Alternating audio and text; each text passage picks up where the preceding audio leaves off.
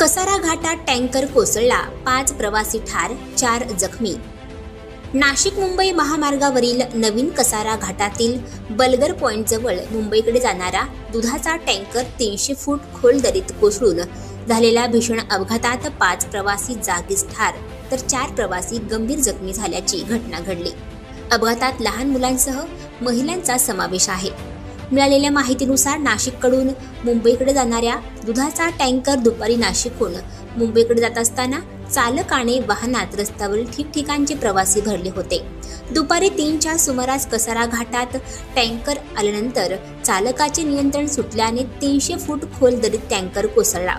या अपघातात विजय घोगे वय वर्ष 60 राहणार निमोण तालुका संगमनेर, आरती जायभाय वय वर्ष 31 राहणार नाला सोपारा, सार्थक वाघ वय वर्ष 20 राहणार निहळ तालुका सिन्नर, रामदास दराडे वय वर्ष 50 राहणार निहळ तालुका सिन्नर व चालक योगेश आढाव राहणार राहुरी हे 5 जण जागीच ठार झाले।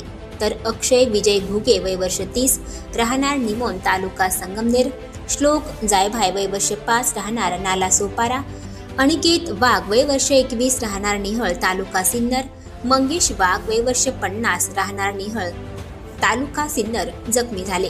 या सर्वांना उपचारासाठी कसारा प्राथमिक आरोग्य केंद्र व शहापूर उपजिल्हा रुग्णालयात दाखल करण्यात आले आहे।